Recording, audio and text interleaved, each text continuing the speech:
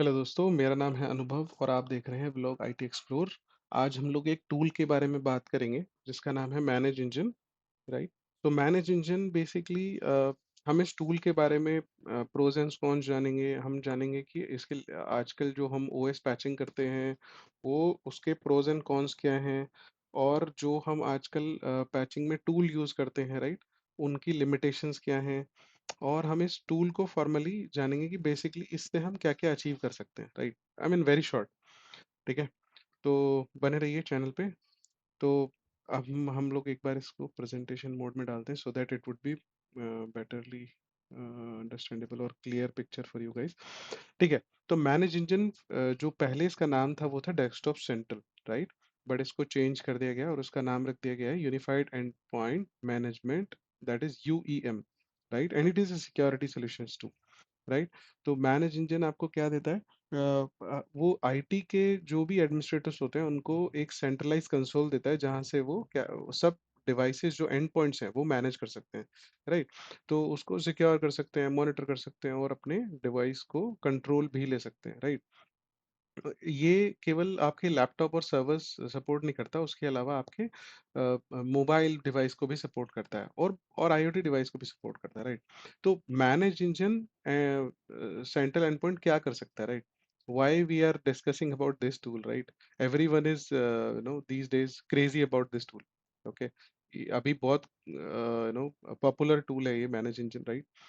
इसके थ्रू हम पैचिंग कर सकते हैं, राइट? सॉफ्टवेयर डिप्लॉयमेंट कर सकते हैं, रिमोट कंट्रोल ले सकते हैं सर्वर्स का और डेस्कटॉप्स का और लैपटॉप्स का, एसेट मैनेजमेंट कर सकते हैं। और ये तो वो फीचर्स हैं जो बिल्कुल कॉमन वाले हैं, राइट? इसके अलावा बहुत सारे ऐसे फीचर्स हैं जो आपको कंसोल और कंसोल पे डेमो में दिखाई देंगे, राइट? इसके बेनिफिट्स जान लेते हैं। तो इसके बेनिफिट्स आपको अगर सारे जानने हैं तो आपको यूज करना पड़ेगा, right? I am already using it, so कुछ कॉमन है जो मैंने यहाँ पे नोटिस किए हैं और यहाँ पे नोट कर दिए, राइट? सो जैसे centralize management, right? Single console है, आप वहां से सब कुछ एंड पॉइंट सारे मैनेज कर सकते हैं, राइट? ऑटोमेशन, आप अपने जो एफर्ट्स हैं उसको रिड्यूस कर सकते हो और अपना ऑटोमेशन लगा सकते हो, राइट? आपको ऑटोमेशन में क्या करना है? आप ऑटोमेशन क्यों करते हैं, राइट? आप ऑटोमेशन इसलिए करते हैं ताकि आपके जो टास्क हैं, जो डेली रूटीन टास्क हैं, राइट, वो आपके टास्क ऑटोमेटिकली हो सके, आपको एफर्ट्स थोड़े कम हो जाए, राइट? और आजकल जितनी भी कंपनीज हैं, राइट, वो सारे एफर्ट्स अपने सेव करने के लिए, मैन पावर कम करने के लिए ही ऑटोमेशन का यूज करते हैं, right? These days automation is very popular, right? Enhance security, right? तो protect your end point from cyber threats and vulnerabilities, right? So आप जब अपने एंड पॉइंट, जो आपके एंड पॉइंट इस पे रिपोर्ट कर रहे हैं मैनेज इंजन कंसोल पे, राइट, वो अपने आप अपनी वर्नेबिलिटीज को, उस जो भी वर्नेबिलिटीज उस मशीन्स में है वो उस मैनेज इंजन के लिए उनके लिए वो जो भी पैच एप्लीकेबल होगा, राइट, उन मशीन्स के लिए, एंड पॉइंट्स के लिए, वो उस मैनेज इंजन पे शो करेगा ऑटोमेटिकली, राइट? जो भी आपने डेटाबेस में सेलेक्ट किया होगा, मैं आपको प्रैक्टिकल में दिखाऊंगा कि कहाँ पे डेटाबेस में सेलेक्ट करते हैं, राइट? कंप्लाइंस सपोर्ट, तो वो और कोई भी ऑर्गेनाइजेशन में आपकी ऑर्गेनाइजेशन की हेल्प करता है कंप्लाइंस में मीट करने के लिए। ओके, कंप्लाइंस की हम बात कर रहे हैं, तो यहाँ पे हम बात कर रहे हैं सिक्योरिटी कंप्लाइंस की, राइट? तो किसी भी कंपनी में अगर आप देखोगे तो सिक्योरिटी की जो टीम होती है वो हमेशा आपको बोलती है अपने सर्वर्स को अपडेट रखो, पासवर्ड सिक्योर रखो, राइट? कहीं पासवर्ड कॉपी पेस्ट मत करो, अपना कोई अनप्रोटेक्टेड डेटा इधर उधर अपनी डेस्क पे मत छोड़ो, अपने कंप्यूटर को आप लॉग इन मत ओपन ओपन मत रखो, जब भी कहीं जाओ अपनी स्क्रीन लॉक करके जाओ। तो सिक्योरिटी टीम हमेशा उस वो जो कंप्लाइंस है, जो मैंडेटरी कंप्लाइंस है, जिससे आपका डेटा बच सके, प्रिवेंशन हो सके डेटा के लिए, वो अपने सारे आपके ऑर्गेनाइजेशन के अलग-अलग रूल होते हैं लेकिन वो कंप्लाइंस रिक्वायरमेंट्स के अंडर आते हैं। लाइक उसमें से एक पैचिंग मैनेजमेंट भी आपका कंप्लाइंस के अंडर में आता है। राइट, एक और बेनिफिट है जिससे आप रिमोट सपोर्ट वर्क कर सकते हो, राइट? आपको लेट्स सपोज एनी डेस्क, आपने टूल का नाम सुना होगा, राइट? सो बहुत सारी कंपनीज में एनी डेस्क भी यूज होता है रिमोट लेने के लिए, राइट?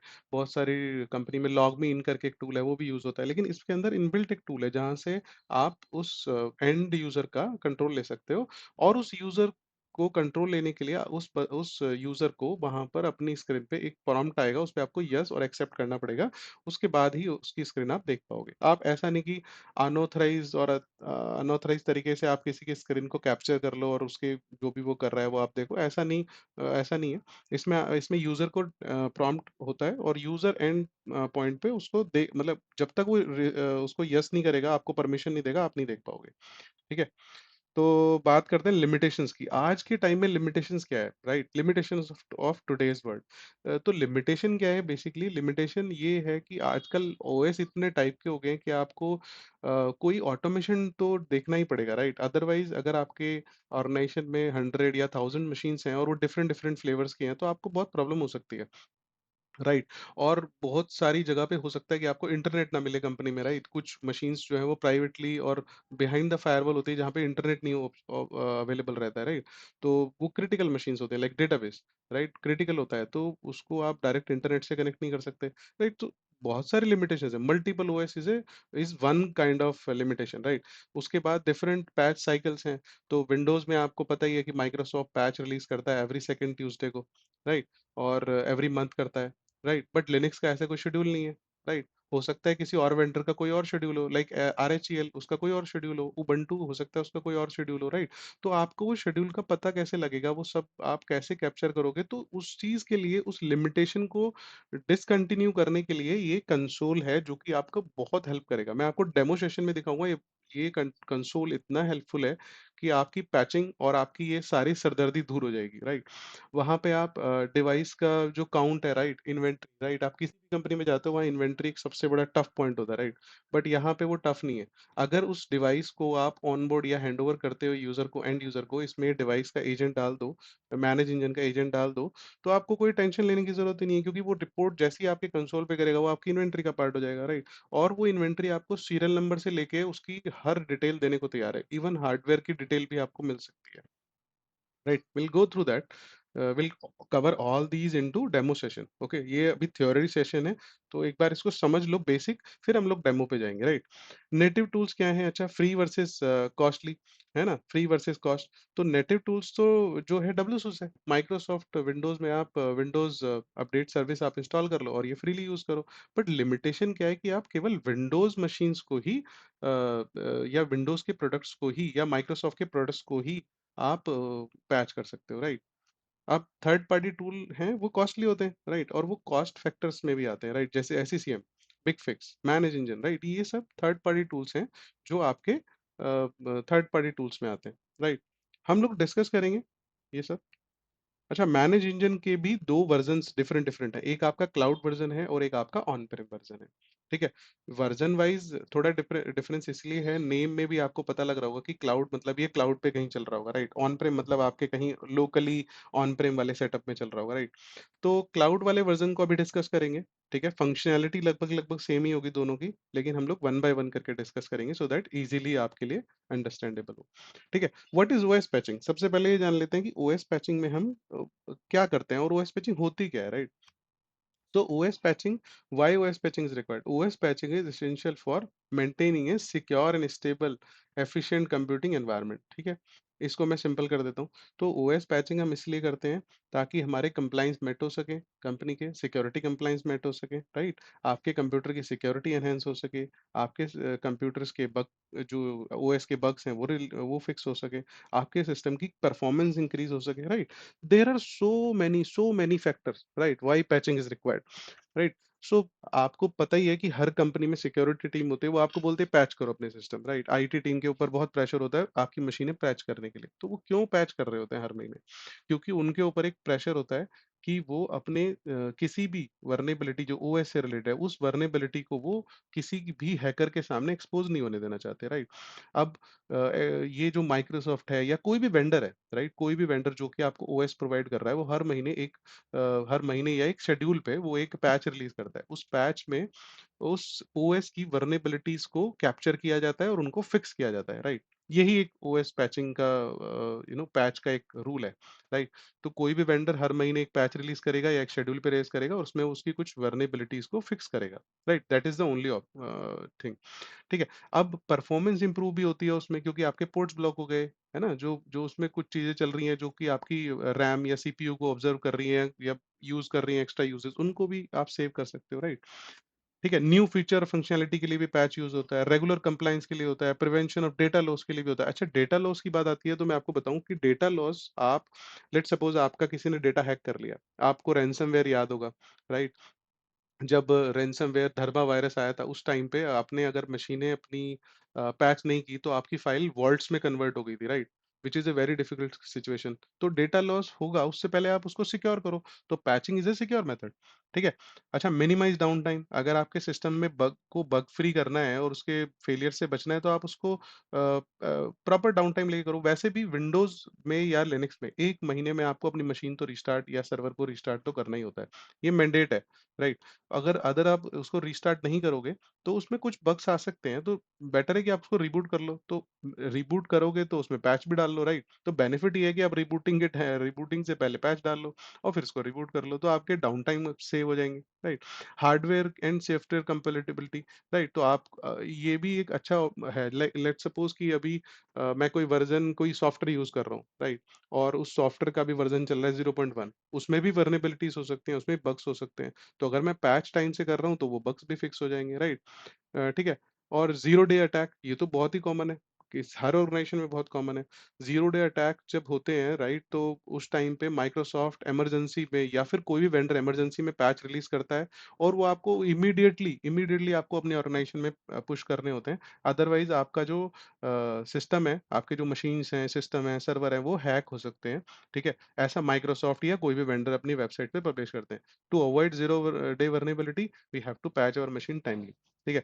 अच्छा, कॉस्ट सेविंग की बात करें तो डाउन टाइम होगा तो आपकी कॉस्ट भी जाएगी, राइट? लेट्स सपोज़ एक सर्वर है और कॉमन एग्जांपल के लिए लेता हूँ कि मैं लेट्स सपोज़ आपके एटीएम्स चल रहे हैं उससे, राइट? अब एक एटीएम जो है या 10 एटीएम जो है वो एक सर्वर पे कनेक्टेड है। आप जो भी डेटा की ट्रांज़ैक्शन करते हैं एटीएम से, पैसे निकालते हैं, वो सर्वर पे हिट करता है। लेट्स सपोज़ वो सर्वर ही डाउन है, तो उसकी वजह से 10 एटीएम डाउन हो गए। तो अब डाउन टाइम हुआ, तो आपने जिससे कॉन्ट्रैक्ट लिया है, वो आपको उस डाउन टाइम या उसके लिए जो जो लॉस हुआ, उसके लिए वो आपको पैसे चार्ज करेगा, दैट इज़ पेनल्टी, राइट? अब पेनल्टी जब आपके पास आएगी, तो जब पेनल्टी आएगी तो आपको देने पड़ेंगे, राइट?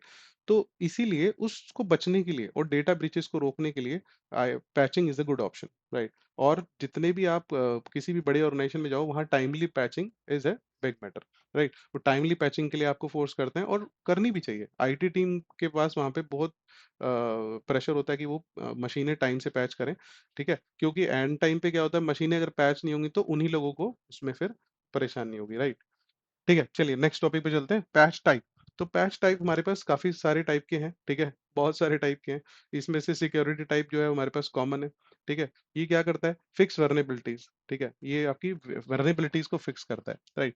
एग्ज़ाम्पल आप ले सकते हो Windows security updates, Linux kernel updates, okay?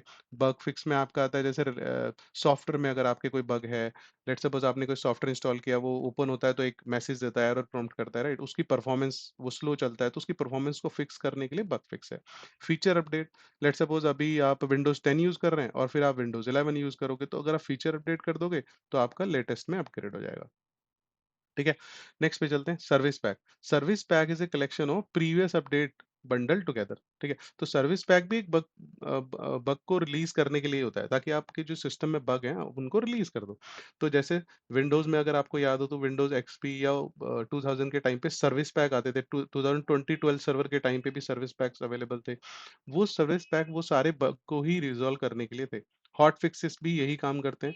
ठीक है, ये सारे जो भी आप देख रहे हो, hot fixes, cumulative update, driver updates, ये सब डिफरेंट डिफरेंट टाइप के बग को फिक्स करने के लिए ही हैं।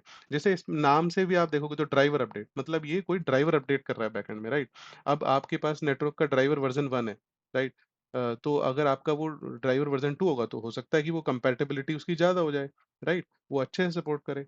ठीक है? सिमिलरली फर्मवेयर अपडेट, ये भी एक बहुत अच्छा है, जैसे कि एग्जांपल में दिया हुआ है BIOS and UEFI update, right? तो अगर आप फर्मवेयर अपडेट करते हो, आप देखा होगा आपने, लैपटॉप में अगर कुछ इश्यू आता है तो आप लेट्स सपोज वाईफाई या किसी भी चीज़ में, तो आपको वेंडर क्या बोलता है, फर्मवेयर अपडेट कर लो, राइट?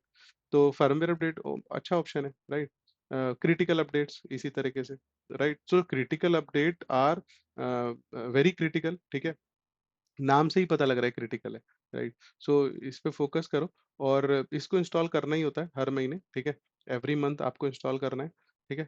रोल बैक्स में क्या होता है कि जो पैचेस अगर कुछ पिछले पैकेज जो इंस्टॉल हुए हैं सिस्टम पे, राइट, अगर वो माइक्रोसॉफ्ट कहता है कि वो पैचेस में कुछ बग्स फिक्स नहीं हुए और हम नए वाले पैचेस अपडेट कर दिए हैं, तो वो वाले आप इंस्टॉल करो, तो उनको रोल अप अपडेट्स भी बोलते हैं, राइट। वो जब भी आप पैच करोगे ना, ये वाले सारे टाइप के पैचेस आपको डेटाबेस में दिखाई देंगे, right. I will show you in demo, ठीक है? इसी तरीके से मेन कंपोनेंट्स पे बात कर लेते हैं, तो मैनेज इंजन के मेन कंपोनेंट्स कौन से हैं, राइट? तो मैनेज इंजन का मेन तो है console, right? Now there are two type of console, one is cloud and another one is on prem. तो अभी हम यहाँ पे क्लाउड की बात कर रहे हैं, तो हम क्लाउड की ही बात करेंगे। यहाँ पे कोई इंस्टॉलेशन रिक्वायर्ड नहीं है और it is a SaaS platform kind of, ठीक है? दूसरा कंपोनेंट है डिस्ट्रीब्यूशन सर्वर, ठीक है? It is a kind of local repository, okay. तो लोकल रिपोजिटरी क्या है कि आपके जितने भी पैचेस आप सर्वर पे डाल रहे हो या अपने मशीन पे डाल रहे हो, आपको डायरेक्ट इंटरनेट पे रीच करने की जरूरत नहीं है। आप वो लोकल रेपो से उठा सकते हो। It is a kind of satellite server in Linux, ठीक है। आपको लोकली एक सर्वर है जिसपे आपको अपने सर्वर पॉइंट आउट करने हैं और आपके इंस्टॉल हो जाएंगे, ठीक है। इसी तरीके से आप देखोगे तो इसमें और भी हैं इसके, जैसे तीसरा थर्ड कंपोनेंट है इसका क्लाइंट कंप्यूटर, ठीक है? इसमें आप क्लाइंट कंप्यूटर पे कुछ भी हो सकते हैं, ठीक है? अब विंडोज़, लिनक्स, मैक ओएस ये बहुत सारे ओएस टाइप को सपोर्ट करता है, राइट? तो क्लाइंट में कुछ भी हो सकता है। तो ये मेजर कंपोनेंट्स तो ये 3 ही हैं, ठीक है? नेक्स्ट पे चलते हैं, ठीक है? यहाँ पे एक डायग्राम है जो बाय डिफ़ॉल्ट आपका मैंने मैनेज इंजन की वेबसाइट से उठाया जस्ट टू शो यू कि ये कैसे काम करता है, ठीक है? तो ये जैसे कि आपका हेड ऑफ़िस है, राइट? इस हेड ऑफ़िस में कनेक्टिविटी है एक्टिव डायरेक्टरी से, और एक्टिव डायरेक्टरी के बाद यहाँ पे इन्होंने अपने इंफ्रास्ट्रक्चर के सर्वर लगाए हुए हैं, राइट। और यहाँ पे ये एक ऐसे समझो कि आपका पोर्टल है, और ये मैनेज इंजन का जो पोर्टल है बैकएंड से इसकी सेंट्रल रिपोजिटरी जो है वो मैनेज इंजन की वेंडर वाली वेबसाइट से कनेक्टेड है, जहाँ से वो पैचेस को पुश करता है, ठीक है। अब वो लोकली पैचेस को स्टोर करता है, ठीक है। जैसे ही वो पैचेस आपके लोकली स्टोर हो जाते हैं, तो आपके उस कंसोल पे दिखाई देने लगते हैं, राइट। फिर मैंने आपसे बताया था डिस्ट्रीब्यूशन सर्वर। तो डिस्ट्रीब्यूशन सर्वर क्या करता है, सिक्योर गेटवे यानी आपकी फायरवॉल के थ्रू जाके यहाँ से वो सारे पैचेस अपने डेटाबेस में यहाँ पे एक फाइल में एक फोल्डर में इकट्ठा कर लेता है, ठीक है। अच्छा, कुछ ऑफिस ऐसे भी होंगे कि जो डायरेक्टली अपडेट कर रहे होंगे, राइट, उनके लिए डिस्ट्रीब्यूशन सर्वर की जरूरत नहीं। ये डिस्ट्रीब्यूशन सर्वर्स तो इसलिए बहुत जरूरत की बात है क्योंकि आपका बहुत सिक्योर सर्वर है, लेट्स सपोज डेटाबेस सर्वर है, तो डिस्ट्रीब्यूशन सर्वर रिक्वायर्ड है। हम डायरेक्टली उसको इंटरनेट की कनेक्टिविटी नहीं दे सकते। ये ब्रांच ऑफिस 2 1 हम ऐसा सेग्रीगेशन कर सकते हैं, ये पॉसिबल है एंड पॉइंट सेंट्रल में। मैं आपको ये डेमो में शो करूंगा, ठीक है। और ये बहुत इजी है, मतलब इजी सेटअप है, तो इसमें कोई ऐसी प्रॉब्लम वाली बात नहीं है, ठीक है। अच्छा, मेरी नेक्स्ट वीडियो में ना डब्ल्यू सोर्स वेलेक्स ये सब कुछ आने वाला है, तो स्टे ट्यून, ठीक है।